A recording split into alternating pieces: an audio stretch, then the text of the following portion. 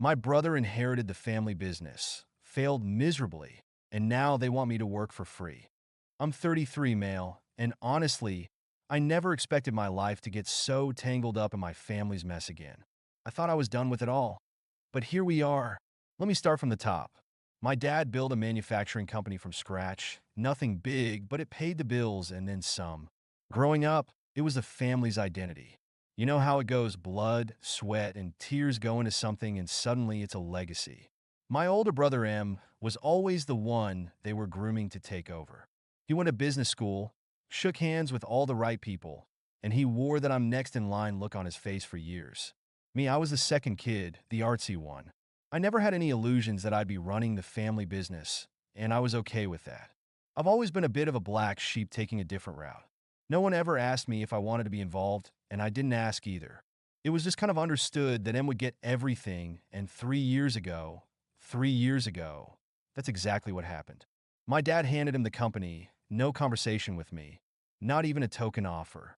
I was at the dinner table one day, and suddenly my brother is the king of the castle, and I'm sitting there with a fork in my hand like a stranger in my own family. But I didn't say a word.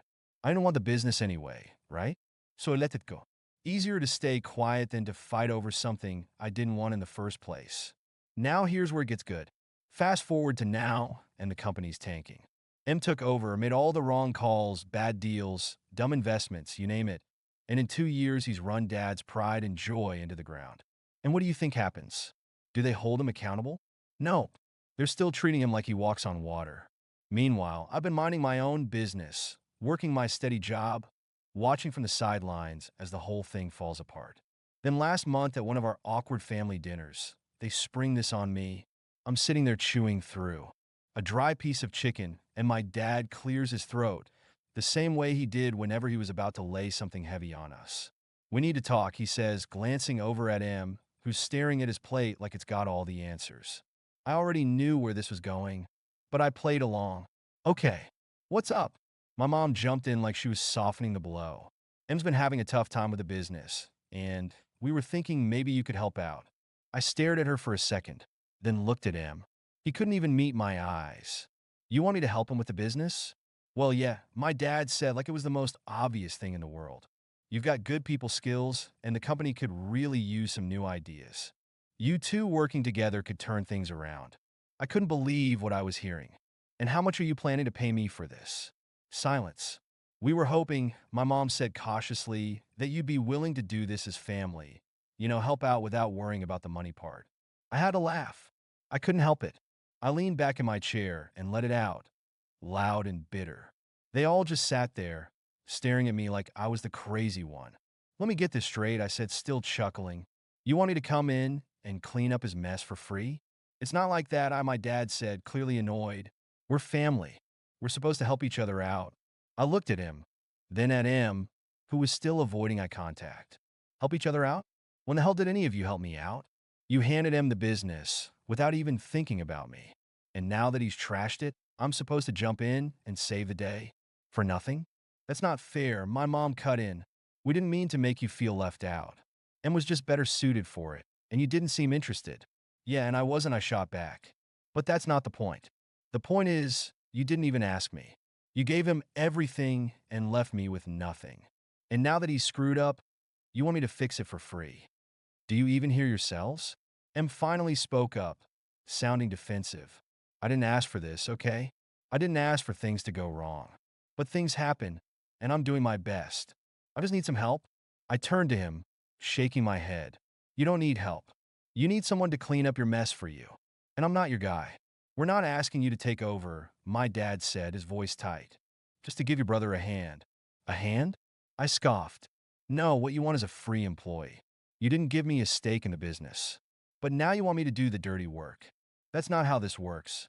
And finally looked at me. "You've always been bitter, haven't you? That's why you're acting like this. Because you didn't get the business." I stood up, the anger boiling over. "You think I'm bitter? You ran Dad's company into the ground because you're a cocky idiot. And now you want me to come in and play hero because you can't handle the pressure. That's not bitterness. That's me knowing my worth, which is clearly more than any of you ever gave me credit for. That's enough." My dad barked, standing up too. This isn't about who's right or wrong. This is about the family business, about keeping the family together. I grabbed my jacket and started heading for the door. You know what? You can keep your family. I don't owe you anything. I walked out, leaving them sitting there in stunned silence. As soon as I got home, I felt this rush of relief. I was done.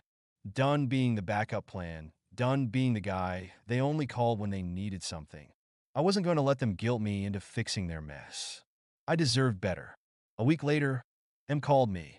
I wasn't going to answer, but curiosity got the better of me. We talked it over, he said, his voice strained, and we're willing to offer you a small percentage of the business if you help out. Like 5%. I laughed into the phone. Are you serious?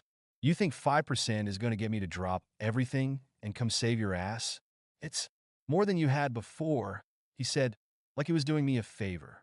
I could feel my blood boiling. More than I had before?